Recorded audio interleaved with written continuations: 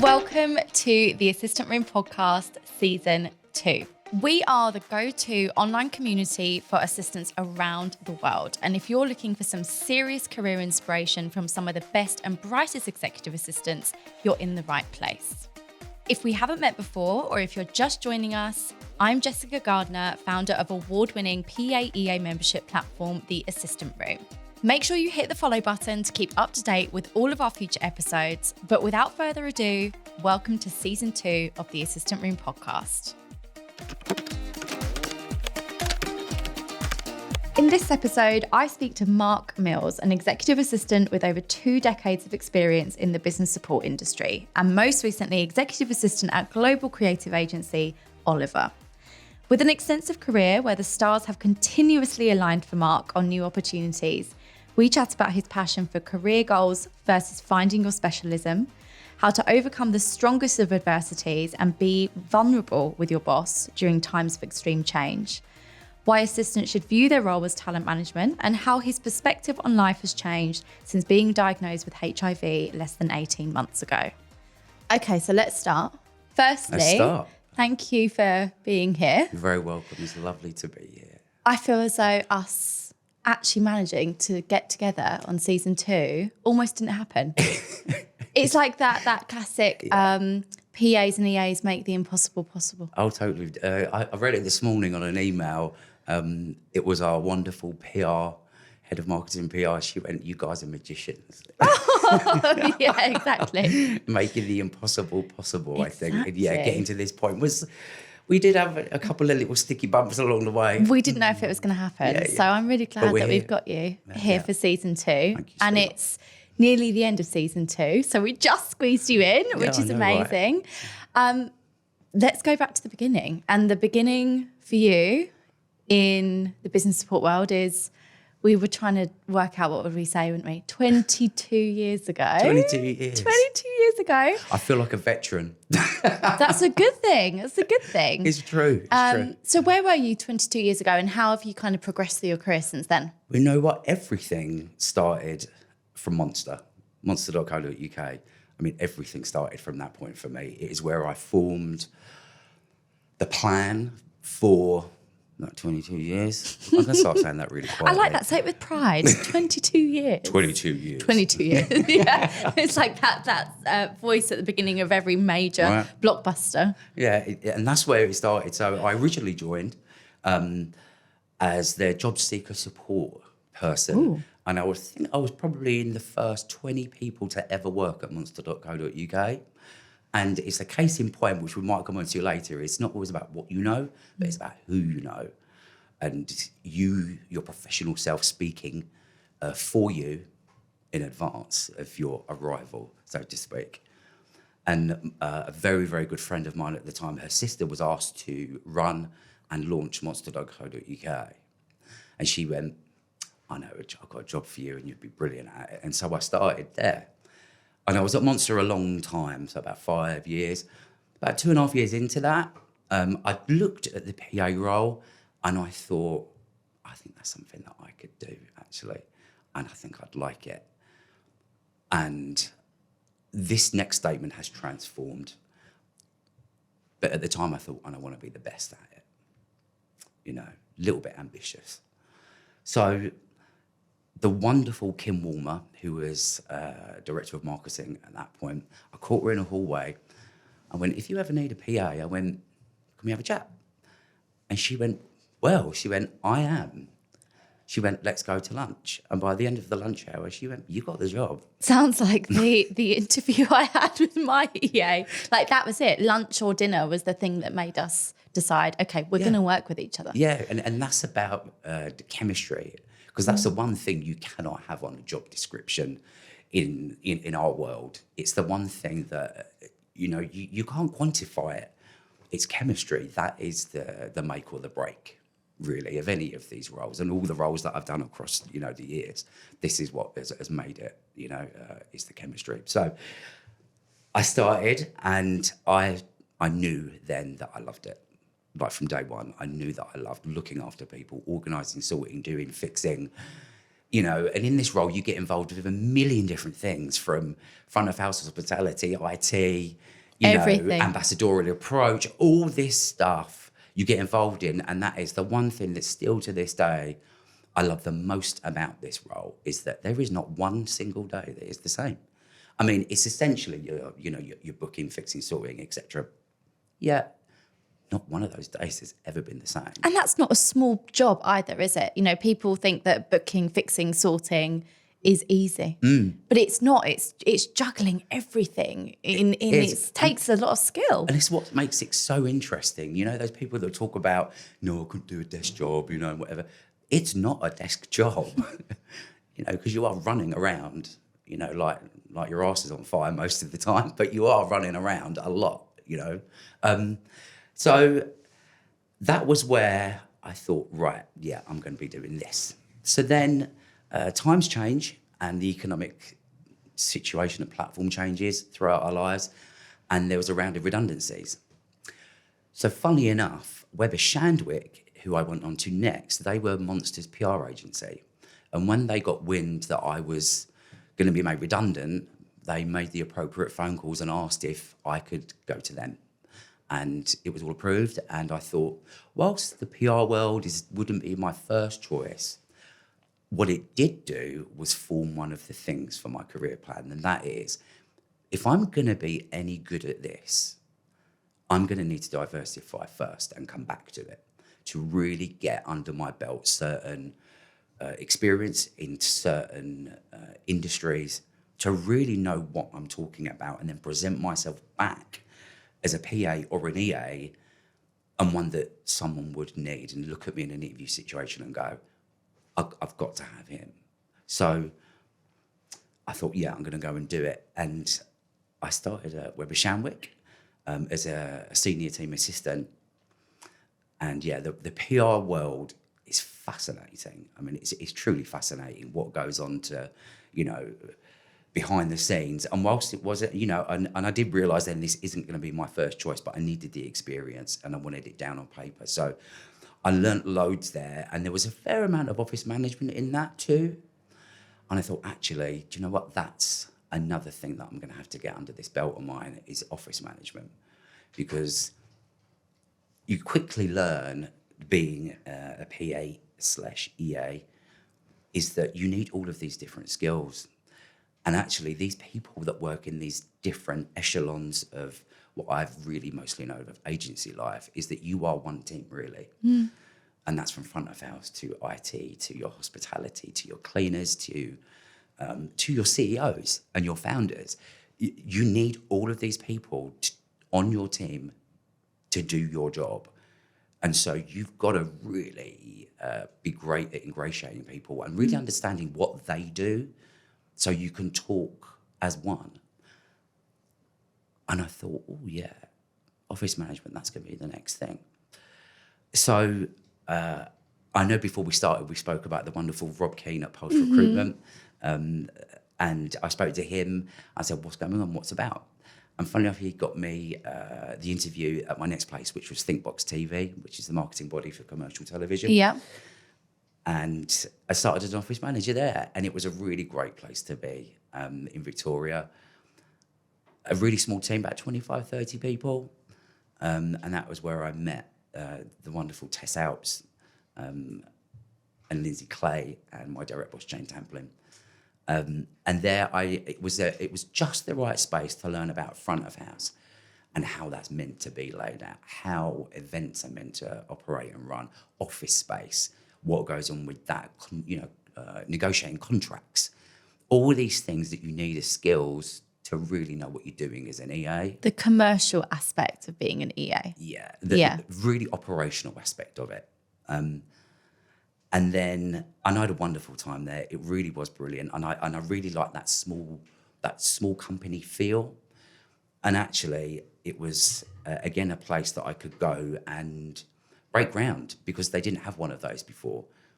And that's another thing that I've loved throughout my career, and I would say that to anybody who's looking to evolve their career as an EA, is try and go and do the disciplines of the people that you rely on the most to better understand where they're coming from. I love that. I think that's very insightful, Mark. Oh, thank you. Well, it's to me, it just felt the most natural thing to be. You know, like I could, you know, I don't want to sound like I'm, you know, blowing smoke up my own, but this is about, for me, my career has been my most passionate thing in my entire life.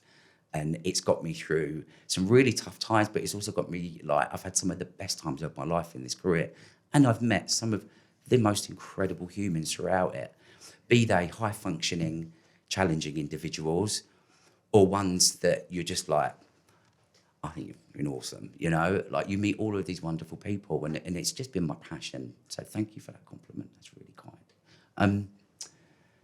So then economics hit again, and I was told I'd be made redundant again. There's a running theme there. I think people listen to this might think I'm actually quite rubbish at my job and they let me go easy. And so, funnily enough, again, talking to is about not what you know, is who you know. Mm-hmm. The Red Brick Road were the advertising agency for ThinkBox TV. So there was a relationship there already, a conversation I had. I went to the interview and I got the job. And that was office, but mainly facilities management for the Red Brick Road.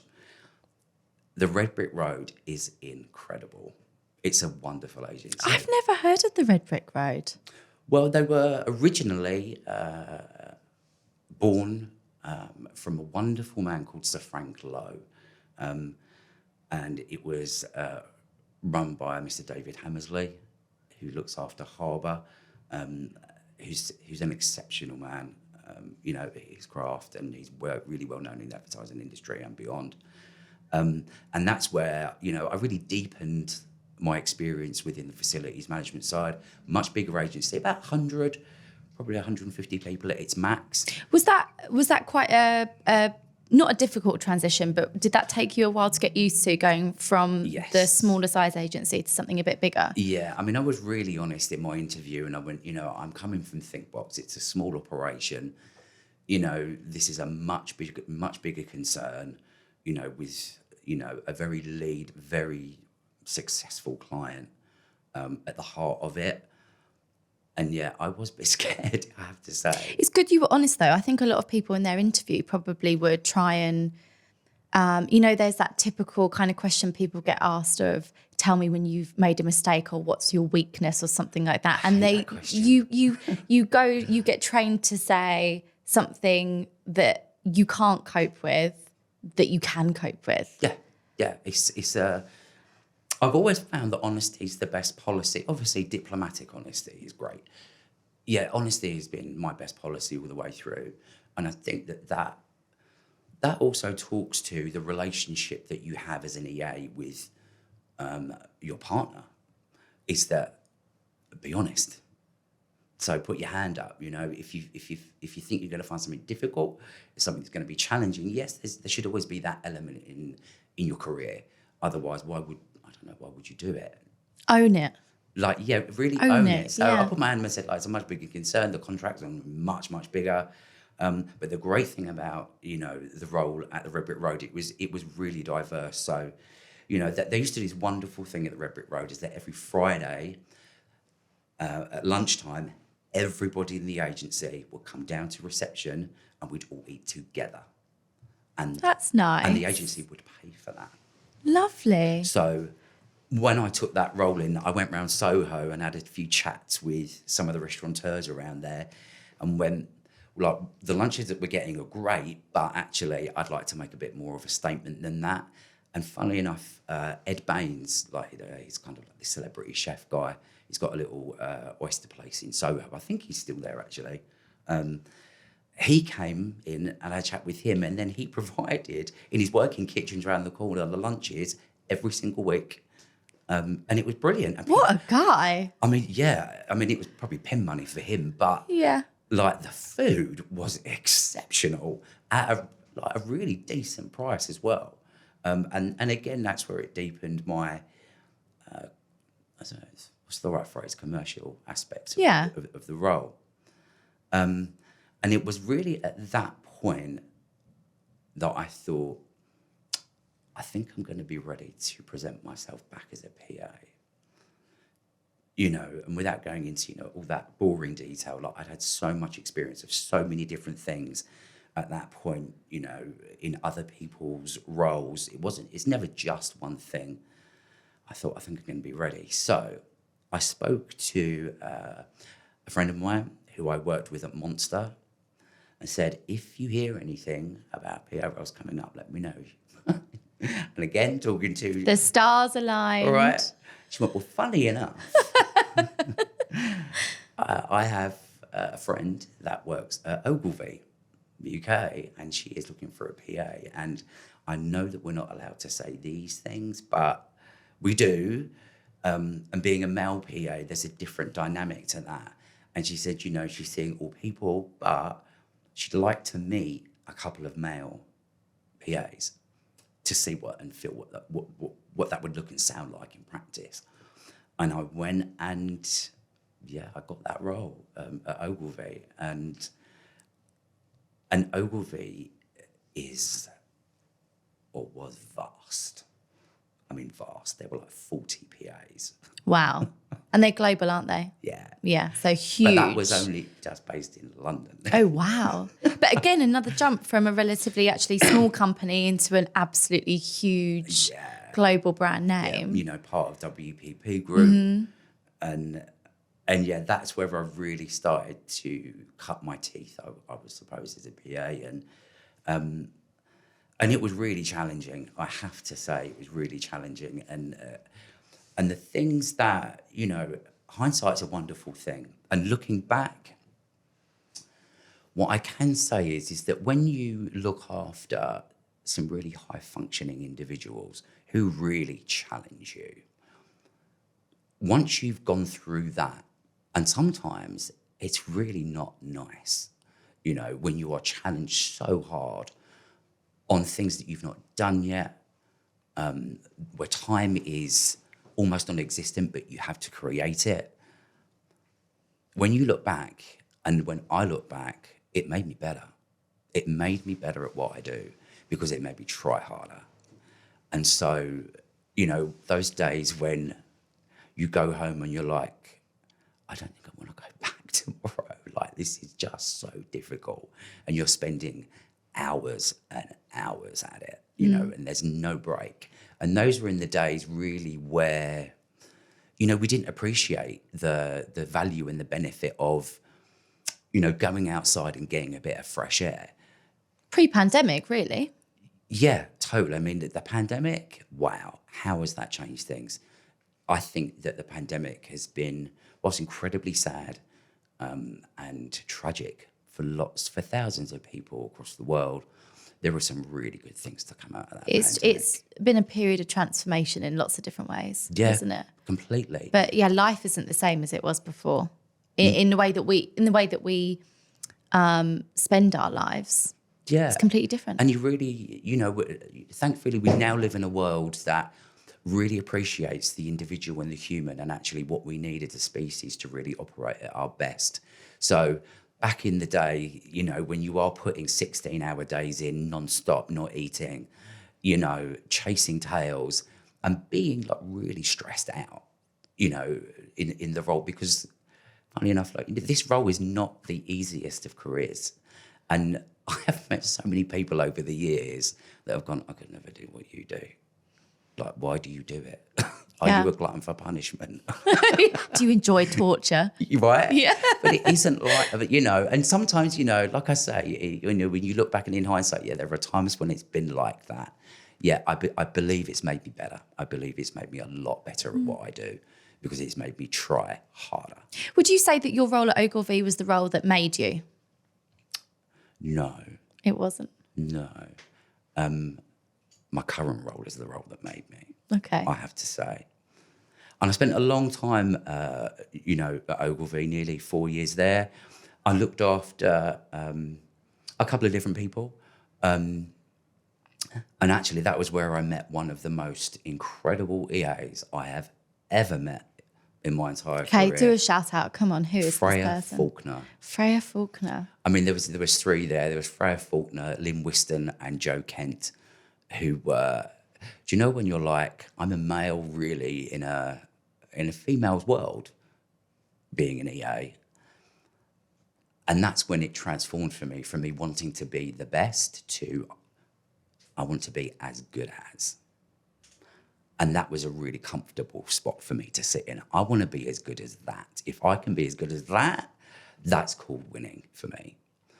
And that's, looking at other people do this role is another bit of advice, if anybody wants it, is what I would give, is that look at those around you that are doing the roles and look who is succeeding in their own way, because we all do this differently. There's a thread that runs through us all, but we all do it very differently. And that's where I learned about leading with your specialisms in being an EA. So then I decided, you know what? I'm going to try a different area of the EA world and look at marketing and healthcare marketing. I thought, well, that could be interesting. And I went to look after the wonderful Annalise Cody at the W2O group. And I kind of knew pretty much from the start that it wasn't quite writer industry for me, but they were, almost brand new in the UK. Used to work out of a workspace and then got their own offices, beautiful place. I met some really incredible people. And I spent a period of time there, and it was lovely, don't get me wrong, but the subject matter of the agency wasn't firing for me. Yeah. It didn't, my Didn't gut. get you going. Wasn't that passion there? It wasn't. And that's not to say that, it's no discredit to the agency or the people, because it's just not. It was a very personal view of the subject matter not being quite right for me. So then I thought, well, you know what? I'm going to have to, what else do I need to do as an EA to present myself at the best that I can be? Because I was still on that journey, or be as good as. I thought, right, this is going to be a tough one. I'm going to need to look at a creative. And when you are, if you're like me in the role that I do, which is a little bit control freaky, ordered, fix or do. Creative is the opposite. Chaos. Right. Untamable chaos. Untamable chaos. But yet, I managed to meet the most wonderful lady. Her name is Shaka Sabani. And I believe that lady is touched with genius when it comes to being a creative. I mean, exceptionally. She is born to do what she does. And I've almost never worked for someone who is so busy and really 100% lives and breathes the creative experience within an agency. And I do believe that last year that Shaka is now the Global Chief Creative Officer for Leo Burnett. Wow. So congratulations to Shaka Sabani on that promotion. And I had a brilliant time there as well, really brilliant time.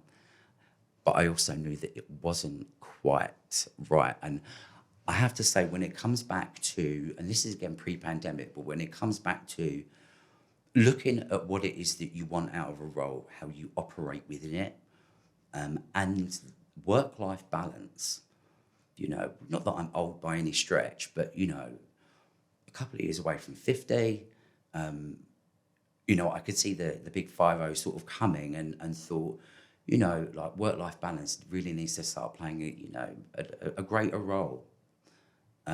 Because these roles can eat you. Absolutely. It becomes your life. I describe it as a lifestyle choice. It is. And definitely for me, it has been that. It's really interesting you say that. I've never heard it put that way, but yeah, it is a lifestyle choice.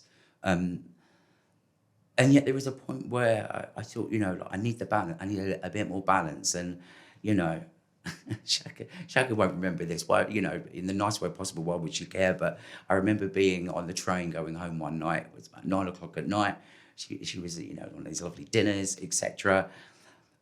And she asked me a question. I couldn't find it. I couldn't find it on my phone. So I got off this train. It's in the pitch black dark, and I'm trying to find this thing. And I was like, Mark, have a word with yourself. Like, where's your work-life balance? And that's talking to me. That's not talking to, the responsibility that I had. Yeah. But what am I doing? I thought, actually, do you know what? I now know what my career goal has been, because that has been really organic. I was on that path of how can I present myself as the best that I could possibly be as an EA. But then I figured I know exactly what I need now from my next choice, because it is a choice that you make. And I thought, this now has to be a partnership. I love that word. The amount of times that we've spoken about what we wanted to chat about, I think that is the most consistent word that you have used. Yeah, it's interesting. It came so organically. And I thought, I'm not settling for hierarchical approaches or subordinate or being subordinate. What this needs, I will always, in what we do, you need to have an acknowledgement and acceptance that there is hierarchy. It's as simple as that. Yet, in addition to that, you need complete trust. And, once you've done this a while and you think you're pretty good at it, and there's always someone better than you, and there's always someone that does it a different way. But when you feel that you've reached a point where you're pretty much as good as what you can be, that's when I sensed, do you know what? Actually, I can start making some choices that actually can really make this work for me on a day-to-day basis now, not career growing, but much more on a day-to-day basis. And the word that kept coming to mind was partnership. There has to be partnership.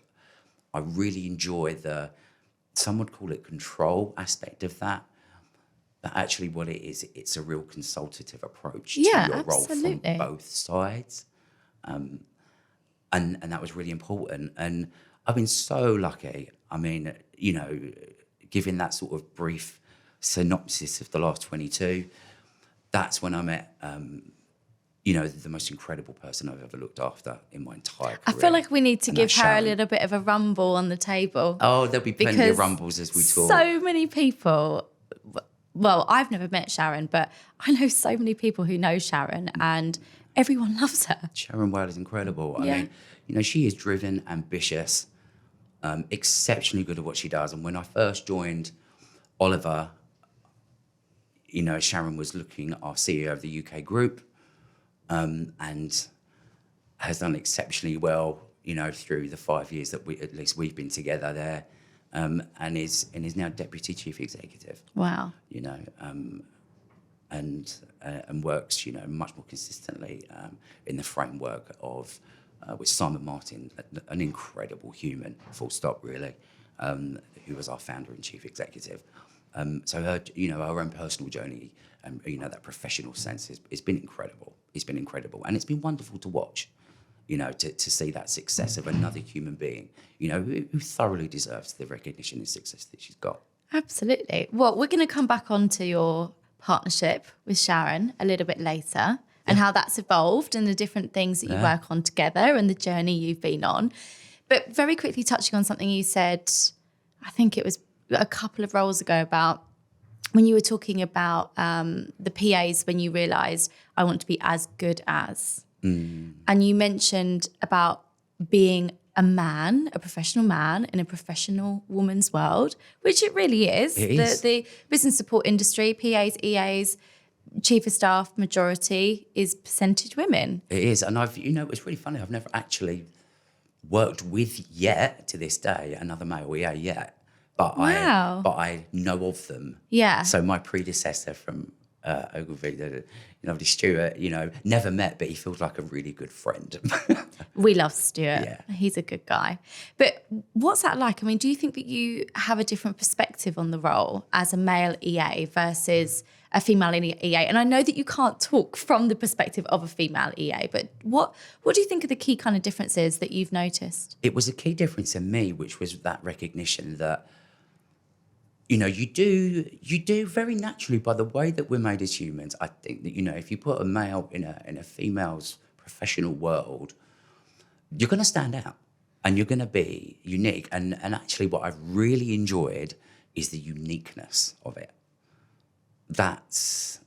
It's given me the challenge to not rest on my laurels in the role, because you can't, I'm a male in a female's world and I can't hide.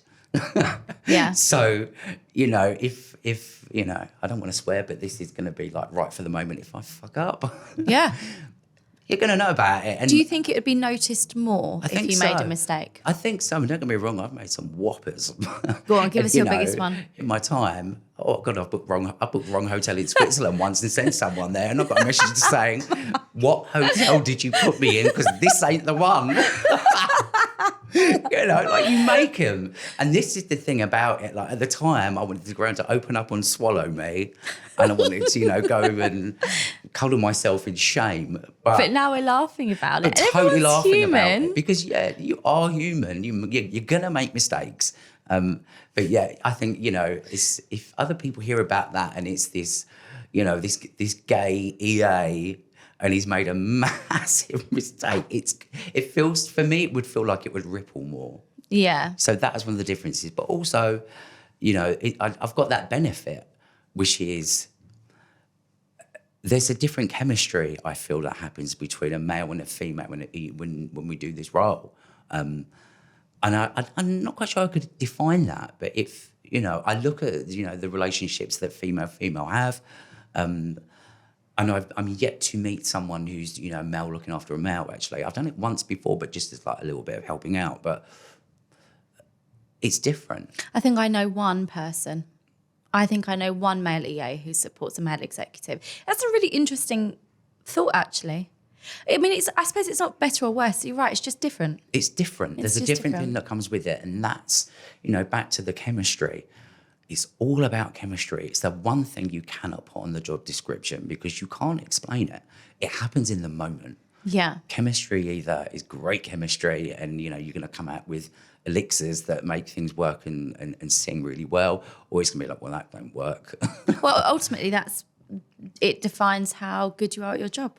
Because it's a role, isn't it? That if you have to like the person that you're supporting. Well, I say you have to. You don't have to, but if you enjoy the person you're working with, if you have a good relationship, it massively helps. Your performance naturally increases. Yeah, well, it's like if you've got a partner and if your mum and dad don't like them, I mean, it's going to make it a little bit more difficult. Yeah. But if they're like, oh, well, I love your new partner, it's like, great, winning. Come round for Sunday lunch every week rather than once a month. It makes the relationship sing. Yeah. It's what I call making the relationship sing. I love that. And so, yeah, do I have a different perspective? It's just from an experience perspective, for me. Yeah. Okay, cool. Talking about something completely different, but still on track with career, goals. You're very passionate about career goals, which I think not many people actually understand the importance of being passionate about career goals. But you also are very, very passionate about, and again, it's something we've spoken about a number of times, finding your specialist subject as a PA or EA. Yeah. So in your kind of words, how would you define the difference between a career goal and a specialist subject? The way that I can differentiate is the goal is about a plan. And I use that in pretty much all areas of my life anyway, personal and professional, is have a plan. Because once you've got a plan can be transformed, shaped, adapted, changed even. But have a plan, have a much longer term plan, what it is that you're doing. And I found one of the tips that's really helped for me is the role that you're doing should talk to the role that you're going to do next. It really helps you learn and advance in the role that you're doing. It massively helps with that. So, when it comes to the goal, and which we spoke about at the top of this, which is, my goal has always been to be as good as and the best that I could possibly be. And that's massively helped. But when it comes to specialisms, there's not an EA that I've met that doesn't lead with a specialism, whether they know it or not. And I quickly found that for me, my specialism was about the ambassadorial approach, the meeting, greeting people, being someone's front of house. To me, that's incredibly important. It's that, when someone looks at your office, I want them to leave or walk away on any given engagement with nothing but the best experience possible. And that can be, you know, from being really corporate-y about it or really everyday and human. But they must leave. My everyday goal is every interaction must be left in the most appropriate and best form it can possibly be. Because, you know, you talk for your partner, you act on behalf of, you sort, fix, do. I say that a lot, but it's very true. You know, for your partnership, for your business, you have, and that's my lead specialism. Yet, you know, for example, at Oliver, I work with the most incredible EAs, and we all lead with different specialisms. So, you know, you've got the wonderful Georgie who leads with the creative specialism, and there is nothing that she does not know about that area of the business. She's like the expert at that. Yet we fulfill the same role. You know, you've got the exceptional Emma Wennington, and she's our strategist, and she looks after Simon, and what she doesn't know about, you know, strategy and a diary and, you know, really understanding the business is no one's business. Then you've got the wonderful Liz Norrie, who looks after our global chief finance. And, you know, in finance, your deadlines, it's daytime sensitive stuff. She's on it. There's a no messing approach from Liz, but she is an exceptional colleague to work with. And so, you know, and there are, you know, others there. There's 8 of us in the global group, and you got lovely Ruby, who sits in India. We all lead with a different specialism, and actually, I think, you know, this is going to be a bold statement, Jess, but I think if you are an EA worth your salt, then figure out what your lead specialism is, and then transpose that onto your career goal. And that will help you along the way to figure out where it is you're going to naturally fit the best and in what company that might be. Because you may think, actually, I'm not in the right industry at all, and I'll go somewhere else to do that. I think if I look back at my time as an EA, I'd probably say, on reflection, you've really got me thinking now, I'd say my specialism was probably people. Yeah. And I don't think I realised that actually until we're having this conversation right now. And if I think back as well about how the assistant room has grown from being this tiny blog I didn't care if anyone knew about, that was just there to keep me busy in a 2-month corporate hiatus from one role to another. Yeah, it's all about people. And I could sit down and, I mean, we could be having this conversation for like the entire day if we didn't have a deadline. Everyone that knows me knows that I can talk for Britain. So, and more often than not, I need to be put to sleep and be quiet. That's it. We're never going to stop talking. So tell me, current career goal for you. Do you have one? No. Anymore? No, I found it. And funnily enough, it was only really 2 years ago that I finally realised I'd reached my career goal.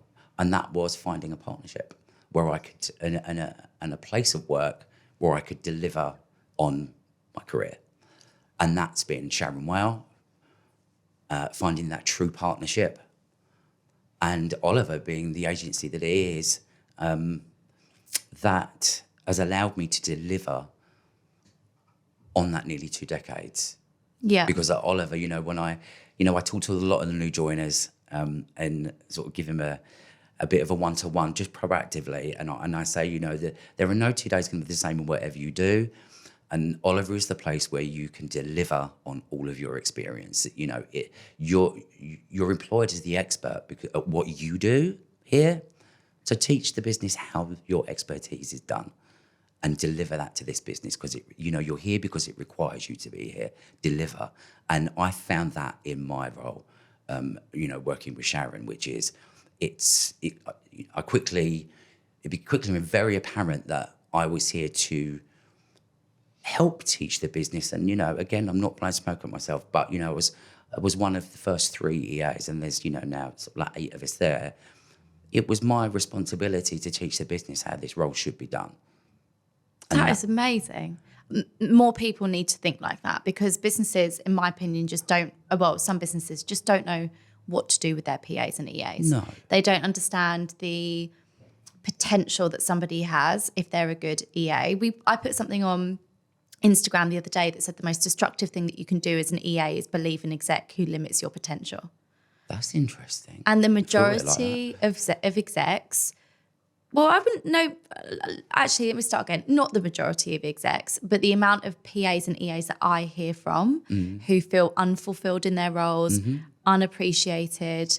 They feel like their skill set is not being, utilised. Yeah, there's also a responsibility on that person Absolutely. to challenge your partner if you have the beauty of a partnership, but also challenge your business. Absolutely. And it's conversation that I've had in the last 5 years, which is, we're going to need an EA for someone, et cetera, et cetera. And like, well, these are the things that this is going to be necessary. Like our profession is in decline. By the very nature of automation and tech, it's in decline. And so the ones that are going to be left, you're going to need to be, and I swear again, I sound like an Irish navvy, is that you need to be shit hot good at what you do. Yeah, absolutely. Never perfect, because if you're perfect, you're going to be rubbish at this.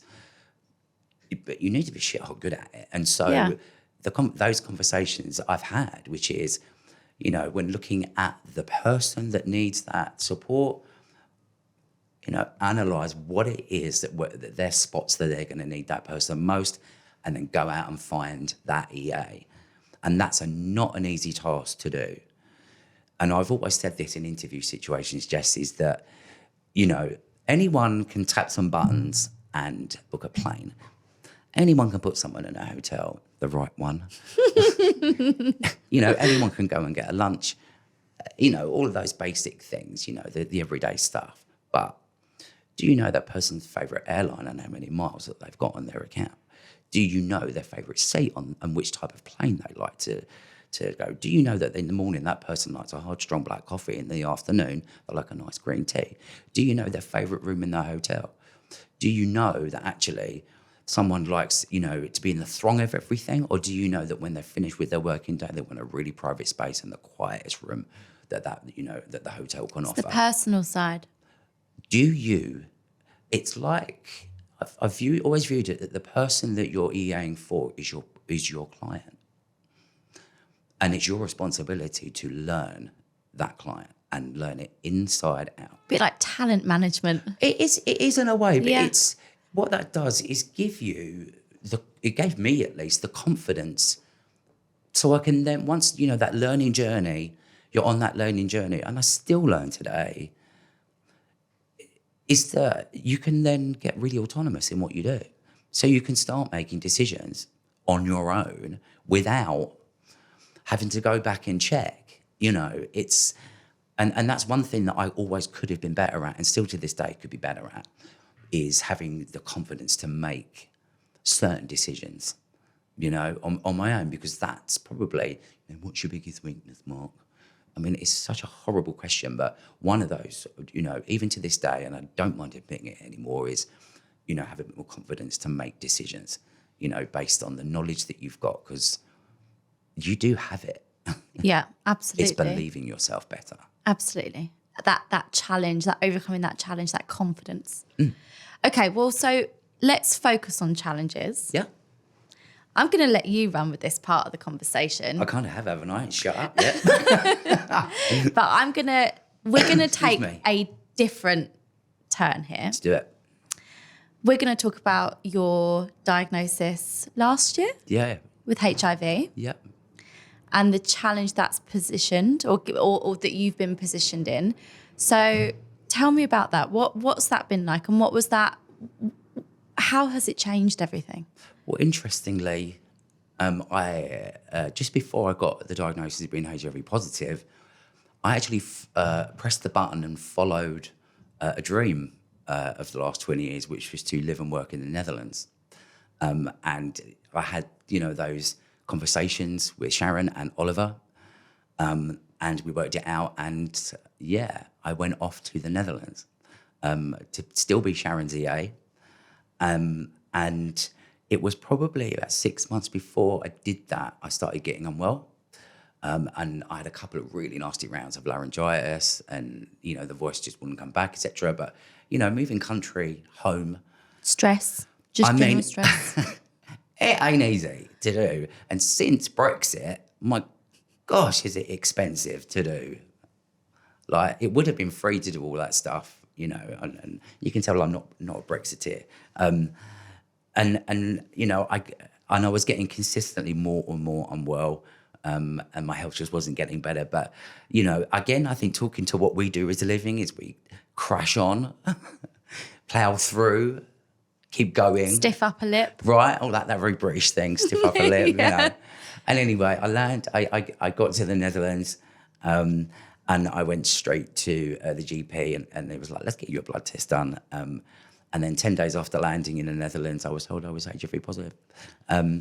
But also that I was carrying two quite major infections, and I was incredibly unwell. I was incredibly unwell, and I didn't really realise at the time how unwell I was. And so I was like, okay, this is really devastating, because I come from a time when I came out as being a gay man of the Tombstone adverts, the AIDS epidemic adverts. So I've got this like historic feelings about, you know, HIV AIDS and what that means. And yeah, I don't mind telling you, it was the most frightening set of words that have ever been delivered to me. So I thought, right. Were you by yourself when you got that diagnosis? Yeah. Wow. So I had to make a decision really quickly. And in the first hour of my diagnosis, I decided I'm going to live. And not only am I going to live, but HIV is going to be the making of me. Because if I didn't decide that then and there, I'm going to be honest, I could have opened a window and leapt from it. And I don't mind admitting that, you know, and that's something else that actually we need to be a whole lot more comfortable as society talking about, which is suicide, but that's for another day. It's another podcast. It's another podcast. It's an important point to make. If I'm talking about that stuff, I think we need to make it. And so I arrived in the Netherlands with 2 suitcases, and about 3 weeks later, I arrived back in the UK with 2 suitcases to my name and nothing else. And I found that I have the most incredible group of friends ever to exist. And things have come on leaps and bounds. I'm HIV undetectable.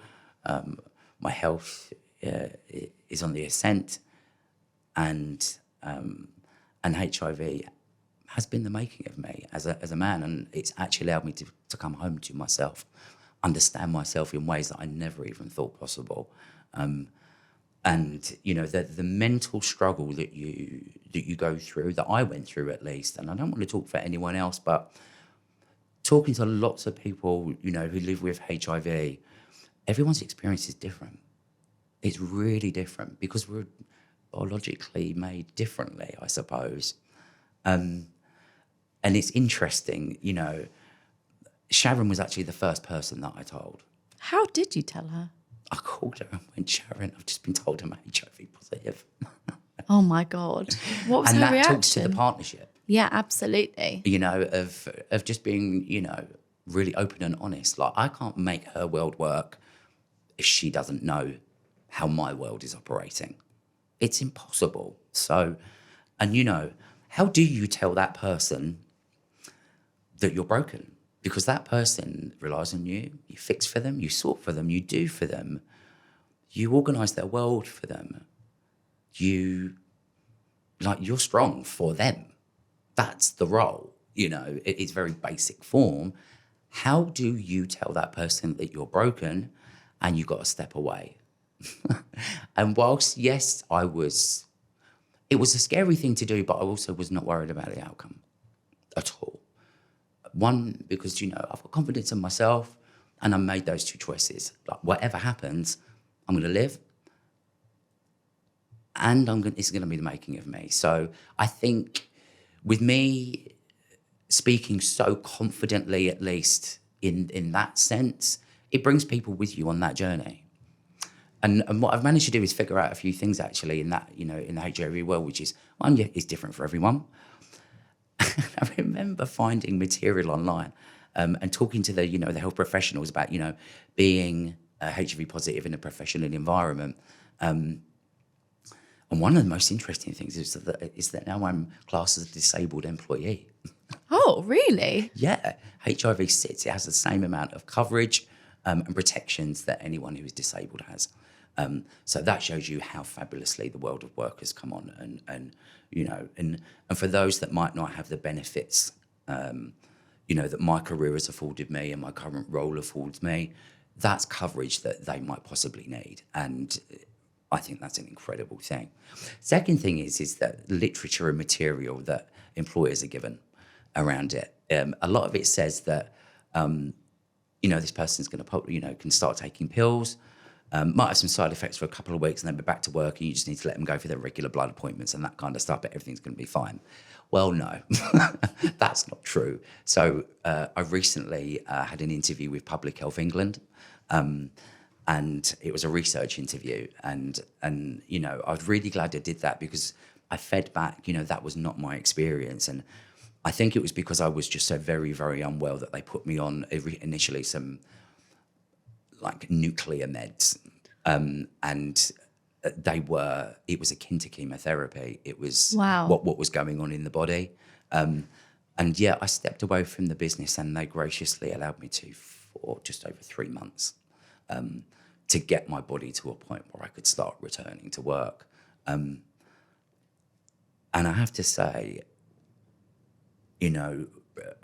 professional bodies, agencies, places of work, if they ever had to look at how a business should support people in this way, because, I'm pretty sure that it was brand new for Oliver. I'm pretty sure that it's brand new for Sharon. It was totally brand new for me. So we're finding, we found as we go. But, talk to the people team at Oliver, because I have never felt more embraced. I was going to say, what was the response from the business? Obviously very positive and very supportive. Incredible. So in February, so I'd only just started treatment at that point. I wasn't yet undetectable when I was still very, very unwell. So, but every now and again, I can't help myself. I was looking at my work phone because I'm nosy like that. And I saw this thing, that, invitation pop up. It was like Terence Higgins Trust. Looked at it. They'd arranged for the Terence Higgins Trust to come in and do a global webinar. I remember you telling me about this. Yeah, it's amazing. What it is to live with HIV. And they're these two wonderful guys. And I actually thought, right, fuck it. And I came out to the agency with my diagnosis on that call. Because, not because I'm going to go, hey, look at me, I'm HIV positive, but more, if you're going to be in a place of work that is a people-first business that really challenges itself to ask the most difficult questions of itself, then I have no room to be silent here. Like, I need to support that by coming out with my diagnosis, to really, to show camaraderie, if anything else. And so I did, and oh wow, the love, the embrace has been exceptional. I mean, Sharon, Simon, and the people at Oliver have helped save my life. I mean, they are. I'm going to cry. These people are exceptional. Oh, Tony, you're going to make me cry. These people are exceptional. Yeah. So if there's ever anyone out there as a business that is looking to see how you can support someone who has a HIV diagnosis or is living with it, go talk to the people at Oliver. Oh, Mark. Oh, do you know, I feel like we need to get everyone together and just have a big drink or a big cuddle. Yeah, right. But it's all really positive stuff. It is really positive. And that's the thing, you can, don't get me wrong, there are some really fucking horrific times with, when you're diagnosed. I remember a guy at Terence Higgins Trust that I spoke to, funnily enough, he was the second person that I told and spoke to, and he went, your life is going to change, and your life for the next 18 months to 2 years is going to be a roller coaster. And boy, you went wrong. Wow. So how has this affected your mental health? Because obviously physical health, that's one side of it. But mental health? So the interesting thing about that is yeah, it's really challenging. For some, it might be a bit easier, and others, I've met a lot of positive people, HIV positive people over the last, it's not even a year yet, but yeah, nearly a year. And they all deal with it differently. So some people mentally like to keep it inside, don't share. They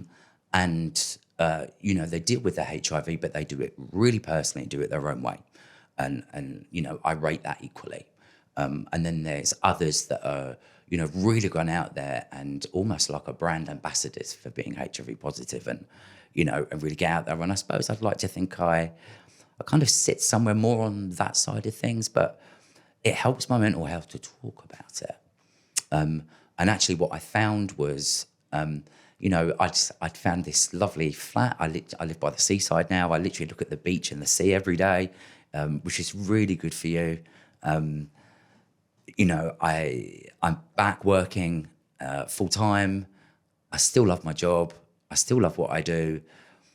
Everything's ticking along really well. But I couldn't get my mood right. And I'd be swinging and swaying a bit, I remember saying to Sharon one day, I feel all over the place. And she was like, yeah, there was an agreement there. And funny enough, a friend of mine, one of my dearest said, do you think you should talk to your HIV nurse? I have a specialist HIV nurse, Beth Freeborn. I cannot begin to tell you what an angel that woman is. I said, I can't get my mood. I can't stabilise it. And I went through some tests and some consultations, etc. Turns out that I have something called cyclothemic disorder. And that is it's triggered by if you have extended periods of emotional upheaval and or ill health. And you fall into that category? I fall into both. So, okay. So I've got some more meds to take. But actually, it answered so many questions for me, finding out, and being able to talk about mental health as, your brain is an organ. So, it requires exactly the same air room as what your liver and your heart does, and how it operates is so normal. It's so normal. So yeah, I popped some more pills. I've got one for the HIV, one for the brain, one for the blood, one for the brain. And actually, I've never felt better. I've never operated better. I understand myself like I've never done before. And I feel I'm ready for the world in a way that I've never been before. I feel on top and I feel I'm winning. And I don't say that, because it's some sort of cliche thing I should say because we're sitting here doing this wonderful podcast. I'd say it because it's true. So it's definitely been a period of transformation. Yeah, quite a short period of time. But hey, if you do what we do, you don't waste your time and you crack on. Exactly. So how's perspective changed for you, looking at life?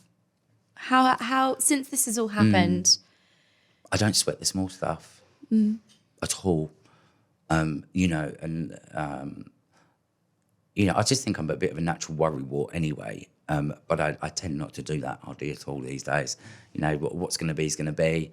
I'm responsible for what I'm responsible for, and I can't fix everything. So, the ability to let things go is much easier to do. Yeah. It's changed my perception of work-life balance. I mean, I was on the road anyway, but actually this has really nailed it home for me. Work-life balance is incredibly important. And looking after yourself is really important. And that's really, it's one of the things, it's almost like a new specialism. When we go, talking about that is actually, I'd like to talk a lot more about, work-life balance in a professional sense and health in a professional sense. And, really delivering not only on your career, but that should also mean delivering on yourself as a human. Absolutely. Okay, last question. Bring it on. If you are to look back at your 22 years so far, what would you tell Mark on day one from all of the experiences that you've had so far? What one piece of advice, that golden piece of advice, would you give yourself? You're better than what you think you are. Shivers. It's true. But I think it's true. It was definitely true for me. When I look back at those times when you're standing in front of your principal And they're like, I want this and this, can we do this? And you're like, yeah, fine, no problem. And you walk away and you think, oh my God, how the hell am I going to do that? I don't know. Yeah. Or it's impossible. Yeah, actually, you're better than what you think you are. I Be love more that. confident about what it is that you know you can achieve. Because actually, pretty much anything is possible. I believed it then, but I believe it even more so now. Amazing. Thanks, Mark. You're more than welcome. Thank you for having me. Thank you so much. Yay! Woo! Thanks for listening. Make sure you hit the subscribe button and follow us on LinkedIn, Facebook, and Instagram to keep up to date with all of our future episodes. And if you're looking for a place to focus on your personal and professional development, we have a place in the Assistant Room membership with your name on it. Head to our website for more information on how to sign up and become part of our award-winning online global community for assistants everywhere.